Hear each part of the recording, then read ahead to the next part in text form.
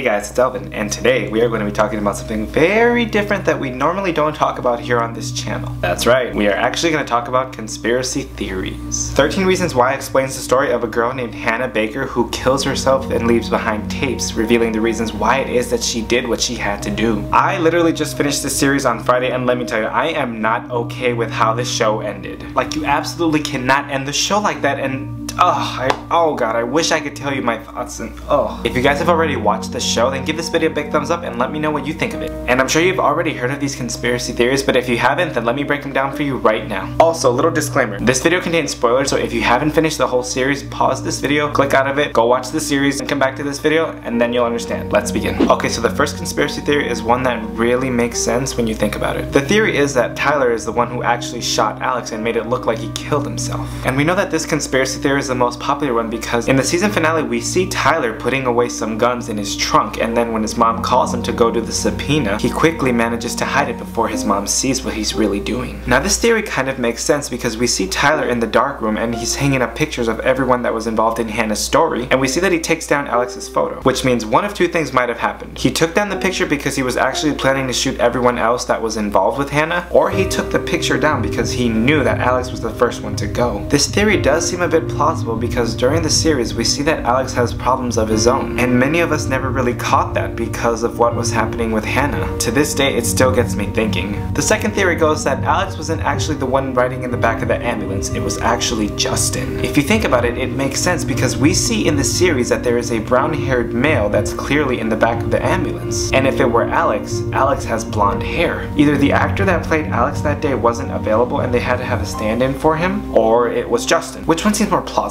It makes sense because Jessica left Justin, and Justin had access to a gun, and we never know what he did with that gun. So that's another thing that's messing us up. We don't know if Justin and Alex killed themselves, and this is why we need a season 2. Now theory number 3 is that Mr. Porter will actually get rid of his tape. It's been suggested that he's doing it just to protect himself and his job, which he really sucks at. Because if Clay tells you that the last tape is for him, would you not want to listen to it either, knowing that you're kind of responsible for causing Hannah's death and not being able to help her out?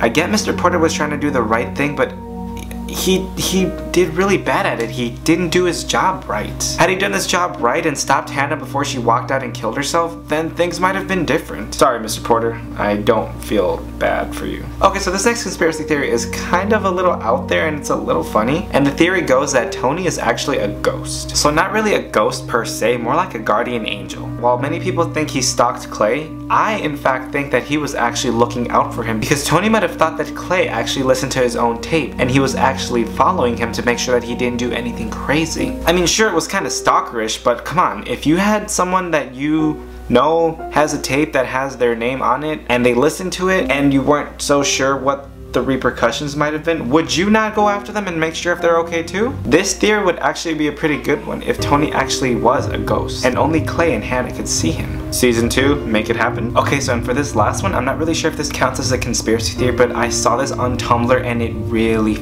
with my mind. It says, there seems such a cruel irony in how 13 Reasons Why is a Netflix series. 13 episodes released all at once for us to work our way through in the same way as a 13 could. Did you binge watch all in one night like Alex? Or did you have to watch in bits and pieces because it was all too horrific like Clay? Is it doing things to your head too? Is everyone talking about it at school? Is everyone talking about Hannah Baker again? If you think about it, this is actually pretty freaking creepy. There was 7 tapes with 13 sides, just like there are 13 episodes. You get the people like Alex who actually listened to all of the tapes in one night, and then you got the people who binge watched it all in one night. And then you have Clay Jensen who could barely listen to all of the tapes because it was too tragic. And then you have someone like me who literally only watched bits and pieces of it. Granted, most of the times I tried watching it and then I literally ended up falling asleep, and I kind of blamed myself for it, so I had to keep rewatching them the next day and then the following day just to see what I missed. And it's funny because everyone is talking about this show now, just like they were talking about Hannah Baker.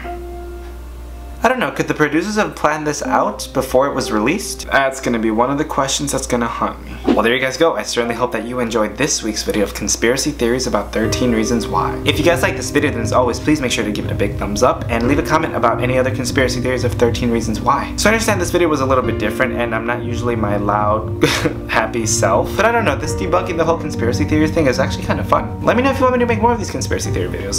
I don't mind doing them. But yeah guys, I'm gonna go now. I'm gonna actually go back to finishing reading 13 Reasons Why because I have nothing better to do. Thank you guys so much for watching, and I will see you guys all next Sunday with a brand new video. So until next time, I bid thee farewell. Goodbye.